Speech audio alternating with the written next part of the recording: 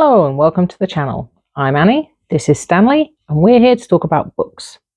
And this is going to be my take on the very popular BookTube format of the Unhaul project. And basically I have created a subset of my physical and ebook TBR of 25 books, which I think I'm probably never going to pick up if I have other options, but I still want to give them a try and see whether I like them. So I've created a spinner wheel of all of these less appealing titles from my TBR, and I'm going to select a book, give it 50 pages, and then decide whether to read it or yeet it. And that's how it's going to work. So welcome to Read It or Yeet It.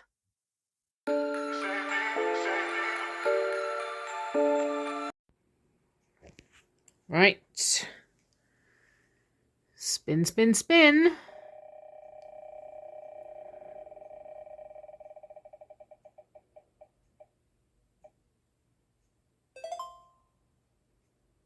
Fair enough. Had to come out sometime. So, The Paper Menagerie and Other Stories by Ken Liu is on the Read It or Yeet It wheel because I don't tend to think to read short story collections.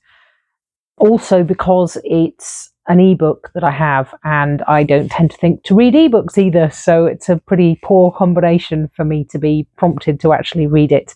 I have read a lot of very good short stories, especially science fiction and fantasy ones, and I've heard good things about Ken Liu and this collection in particular, but yeah, I probably would never have come onto my reading schedule otherwise. For Herkyard, the hardest reading challenge you'll ever do, it's going to fulfill, I think, BIPOC author and Asian American Heritage Month squares on the bingo board. And yeah, all I know about it is that it's a book of short stories and that they're science fiction and fantasy. So I guess I will give it a go and come back and let you know what I think in about 50 pages, depending on the length of the stories. I might read a couple or three or whatever works for a small subsection of the book, shall we say. And we'll see how it goes. So I have read the first 3 stories in the collection, The Paper Menagerie and Other Stories by Ken Liu. And yeah, it's really good. They're very different. The first one is about the ways in which different alien races write books and what that says about them as a society and a people. The second one is about a world where when people are born, their soul is manifested in some kind of an object that they then have to protect. And the protagonist's soul is an ice cube, so that's kind of interesting. And the third one, the one I just finished, is all about the inevitability of AI basically taking over our lives. And considering that this collection was published in 2016, so all of the stories must have been written before then, it's still very relevant to today. And it was quite chilling. The last sentence that was quite appropriately on a new page was very chilling and kind of made me react out loud. So yes, I'm enjoying them very much. I'm impressed at the range so far, just across 3 stories, and I am very much looking forward to reading the rest. So no yeeting of The Paper Menagerie at this stage, Stanley. So I'm going to go off and read the rest and come back and give my final thoughts when I have finished. Okay, we're back. And I have to admit, I have not finished The Paper Menagerie and Other Stories by Ken Liu. I got about halfway through and I really liked some of the stories, really didn't like others of the stories. And some of them were just a bit, and some of them were just a bit meh. So I think in actual fact, I feel a bit bad about yeeting this book. I think it's the book that's yeeting me, but I don't think we can really do that in a video. So, and Stanley's excited, so I think we're just going to have to yeet it, unfortunately. Yeah, they're all well written, but some of them were really horrible. I mean, the title story, The Paper Menagerie itself, was one of the saddest things I've ever read in my life. And one of the others had an extended torture scene that was really unpleasant. And some of them totally went over my head. Others of them I did really enjoy. I really liked The Regulator in particular. That was my favorite. But yeah, I got to the halfway point and I wasn't getting as much out of it as I wanted, and I didn't want to read any other stories that were as horrible as some of the ones that were in the first half. So yes, I would recommend it if people like sci-fi and fantasy stories. I think a lot of interesting points to be made, but yeah, I think I'm done. So here we go.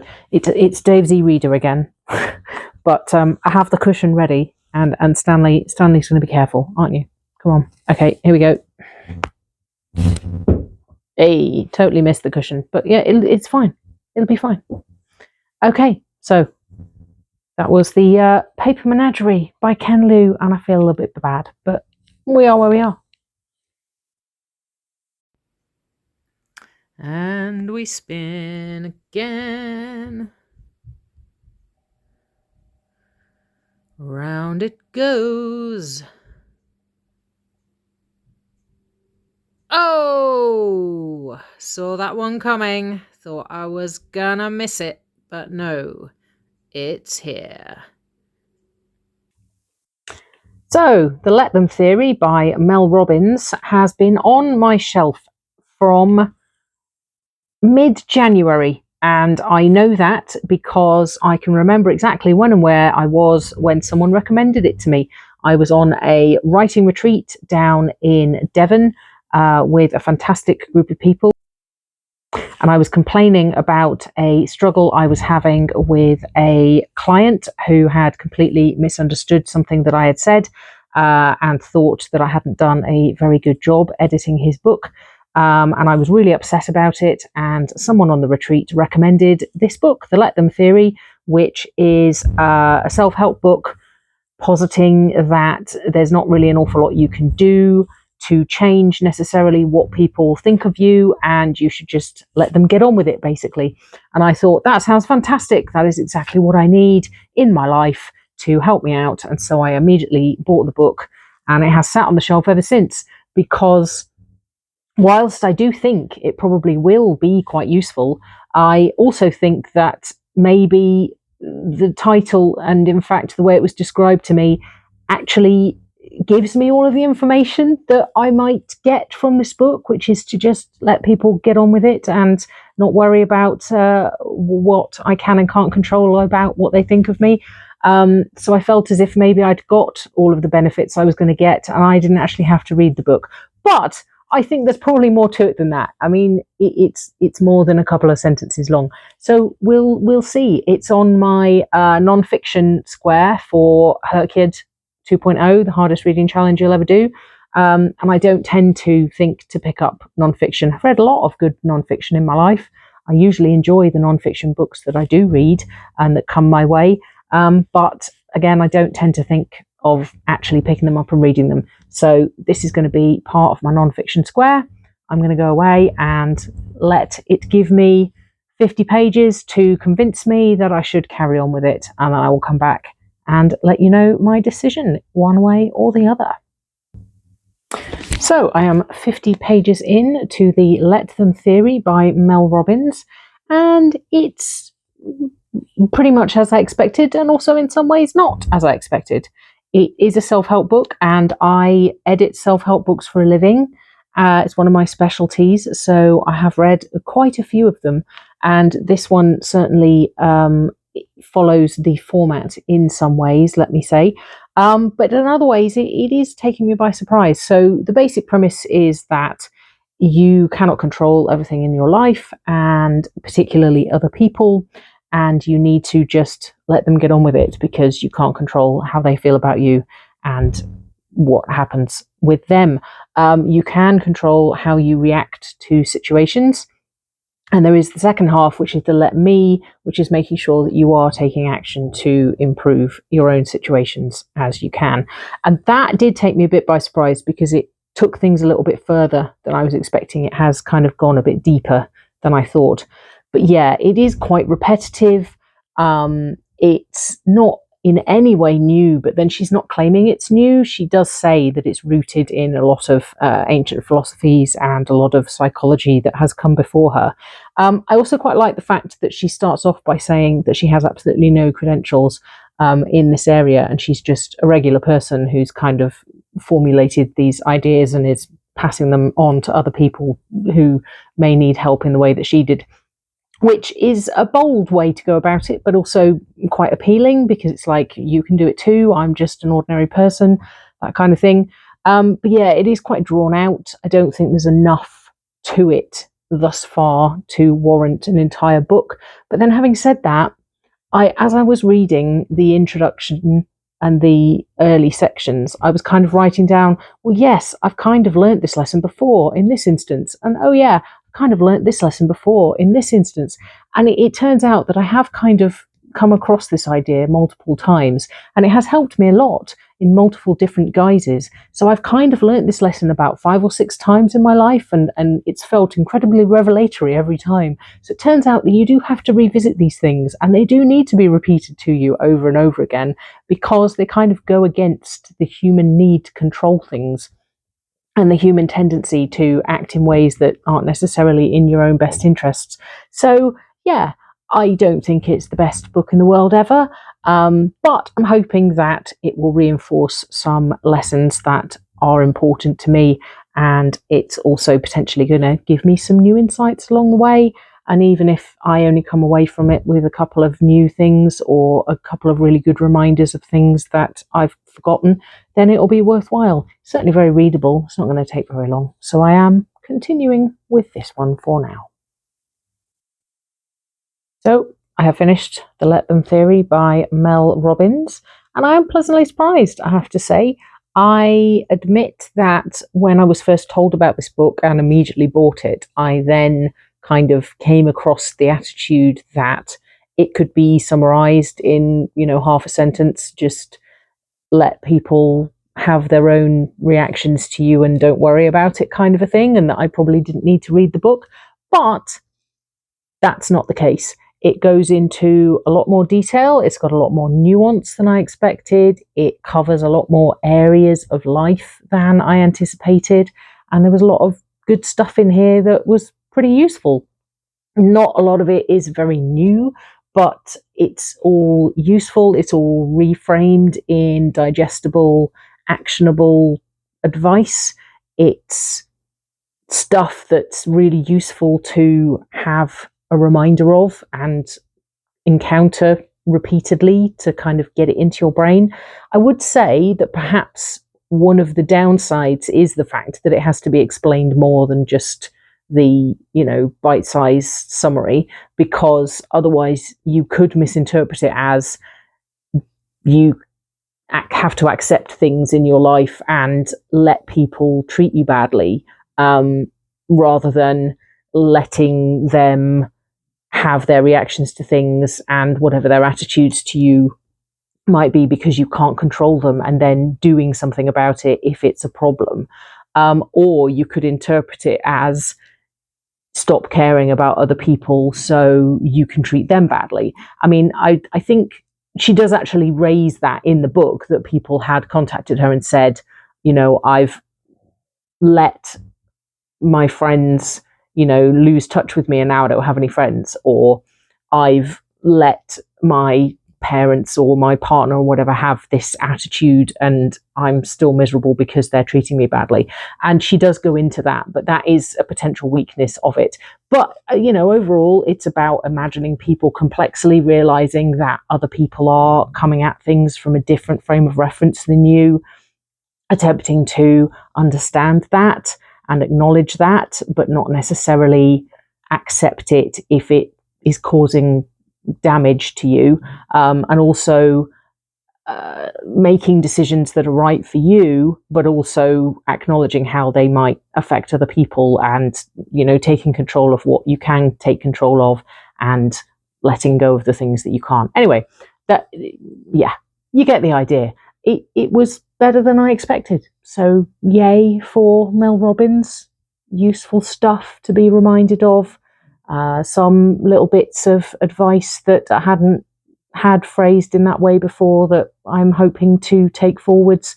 Lots of things reminded of that have been useful in the past that I've perhaps forgotten about. So yeah, I would say 3.5 stars. Air by Jeff Ryman. This is currently on my pile of potential books to read because for Herkyard 2.0, the hardest reading challenge you'll ever do, there is a square where you have to become the avatar by reading books with earth, air, fire and water in the title. And this obviously fulfills air. I know Jeff Ryman from 253, which is a fantastic but very experimental and weird book about a set of people on a tube train which is going to crash, and that I think of every single time I am on that specific part of that specific London Underground line because it has stuck in my head. That one is excellent, but as I say, it's quite weird, and it's not really a cohesive story so much as a series of very short character studies with a kind of framing narrative that links them all together. So much to say that I associate Jeff Ryman with excellent writing and interesting concepts, but also being a bit challenging, and possibly not a particularly easy reading experience to just kind of sit down and enjoy. I have no idea how similar this is to 253. I don't think it's very similar at all. It's a science fiction novel, which is about a young woman, I think, who lives in an isolated village, and in whatever time period it's set, presumably the future, there's a new communication system called Air, which is supposedly going to connect the whole world together without any cables or wires or anything. But when it is first set up, it kills people. So that's a thing. So I know very little about this book, other than that I think it's going to be quite experimental potentially, which is why it was on the Read It or Yeet It wheel. So I'm going to go away and read at least the first 50 pages and then come back and make a decision about whether to carry on. Air by Jeff Ryman. Oof.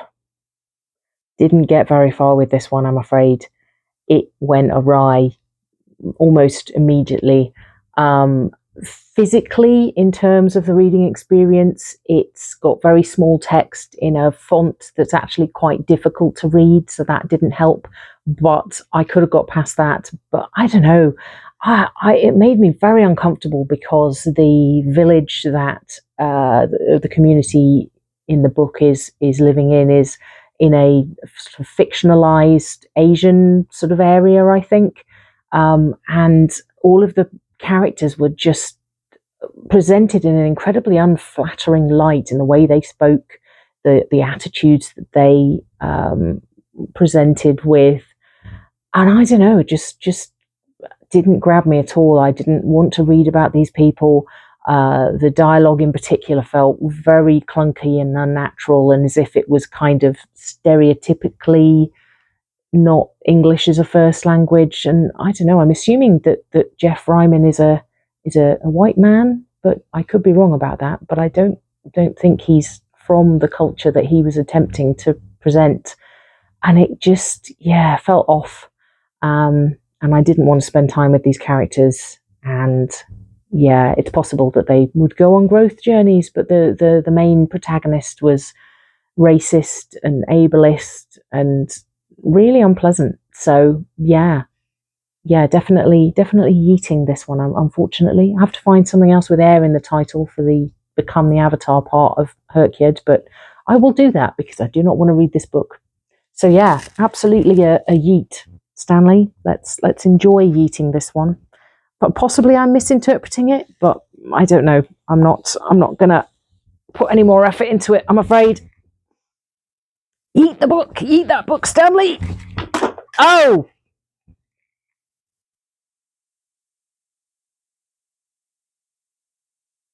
yeah, that happened again. Have to try harder. Oh, demonstrating that Stanley is double scarfed for later filming opportunities. It's all going a bit awry. Anyway, there we go. So, not such a successful episode of Read It or Yeet It this time around. We had 2 yeets.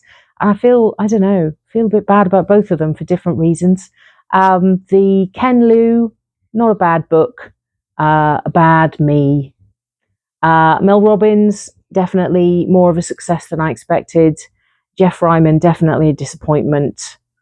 Yeah, let's move on. So thank you for joining us for this episode of Read It or Yeet It. And yes, hopefully see you again next month, where I'll be picking more books I don't want to read and discovering whether they're actually good or not. Yeah, thanks for watching. Please like and subscribe. Drop me a comment if you have any thoughts about these books and what I've said about them, or if there are any books that you are particularly don't want to read in your read pile, and if this perhaps inspires you to give them a go, and how you get on with it. And I will see you again in another video soon. Bye for now.